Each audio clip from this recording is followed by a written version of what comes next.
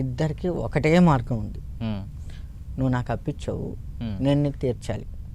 నా దగ్గర నుంచి నువ్వు అప్పు తీసుకోవాలన్నా నీకు ఒకటే మార్గము, నేను నీకు అప్పు తీర్చాలన్నా ఒకటే. మన ఇద్దరికి ఒకటే మార్గం.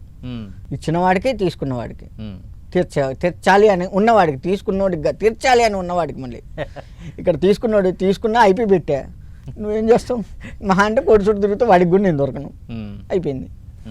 కాబట్టి ఇక్కడ ఏంటంటే శివాభిషేకం. నాకు ఏ మంత్రాలు రావు. ఓకే. మరి మంత్రాలతో చేసుకోవాలి అంటే ఖర్చు అవుతుంది మళ్ళీ. సో నాకేం రావు. ఓం నమ శివాయ అనేదైతే నాకు వచ్చు కదా, అనంగా వింటము, పెద్దవాళ్ళు చెప్పడం. ఆ ఓం నమ శివాయ అనే పదం అయితే తెలుసు కదా. దాంతో నిర్మలమైన భక్తితో స్వామివారికి ప్రతిరోజు చెంబెడు నీళ్లు పోసి, ఇంట్లో చిన్న చిన్న శివలింగాలు ఉంటాయి వాటికైనా సరే, లేదు ఈ మధ్య ప్రతి దేవాలయంలో కూడా అందరి భక్తులు వీలుగా అభిషేకం చేసుకుంటూ చిన్న శివలింగాన్ని పెడుతూ ఉన్నారు.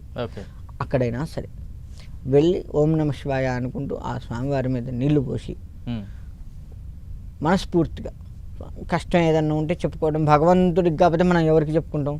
నా కష్టం ఉంది నీకు చెప్పుకుంటా, నన్ను హేళనగా చూస్తావు, ఆయనకు చెప్పుకుంటే ఆయన అట్లా చూడ్డు కదా. అంటే ఆయనకు తెలుసు, కాకపోతే మన తృప్తి కోసం చెప్పుకుంటాం. ఆ గోత్రనామాలు ఇవన్నీ అదే అనమాట.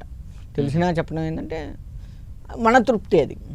స్వామి నాకు ఈ కష్టం ఉంది స్వామి తీర్చు, బలరాంకి నేను 1,00,000 రూపాయలు ఇవ్వాలి, మరి ఎట్లా ఏంది, ఆయన ఒకటే చంపుతున్నాను నన్ను, మన స్టైల్లో మనం చెప్పుకుంటాం.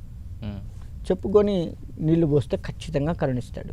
ఒకటి, ఎటువంటి మంత్రాలతో పని లేకుండా ఓం నమ శివాయ అన్న మంత్రంతో, అది నిర్మలమైన భక్తితో ఒకటి. రెండోది ఏంటంటే మనకి మారేడు చెట్టు ఉంటుంది. మారేడు చెట్టు కింద శ్రీమాత్రే నమః అని చెప్పేసి రోజు 11 సార్లు మారేడు చెట్టు కొమ్మ మన మీద తగిలేటట్టుగా పెట్టుకొని రోజు 11 సార్లు ఆ మారేడు చెట్టుకు ప్రదక్షిణ చేసుకొని ఆ మారేడు చెట్టు కింద శ్రీమాత్రే నమః అనుకుంటూ రోజు 11 సార్లు ఉదయం సాయంత్రం ఎప్పుడైనా సరే అనుకొని గనక కాసేపు ఆ చెట్టు వీలైతే చెట్టు కింద కూర్చోవడం, లేదంటే ఆ పక్కకు వచ్చి కూర్చోవడం, అలా చేస్తే ఖచ్చితంగా మారేడు చెట్టు లక్ష్మీప్రదంగా చెప్తూ ఉంటారు. అమ్మవారు అనుగ్రహిస్తుంది. ఒకటి. ఇంకా చెప్పాలి అంటే మారేడు కాయ దొరుకుతుంది మనకి. ఏ పండు కావాలన్నా, ఏ కాయ కావాలన్నా పువ్వు వచ్చి తర్వాత కాయ వస్తుంది, కానీ మారేడు చెట్టుకి డైరెక్ట్ కాయ వస్తుంది. పువ్వు రాదు, డైరెక్ట్ కాయగా వస్తుంది. ఆ మారేడు చెట్టు కాయని తీసుకుని దాంట్లో ఉన్న గుజ్జు తీసి కాస్త దాన్ని నీడకే ఆరనిచ్చి దాంట్లో విభూతి వేసుకుని ప్రతిరోజు ధరించినా చాలు, కష్టాలు తీరుతాయి. కష్టాలు అంటే ఫస్ట్ మనకున్న డబ్బుతో ఆర్థికంగా ఆలోచిస్తున్నారు జనాలు కాబట్టి ఆ రకమైన కష్టాలు తీరుతాయి, అందులో సందేహం లేదు.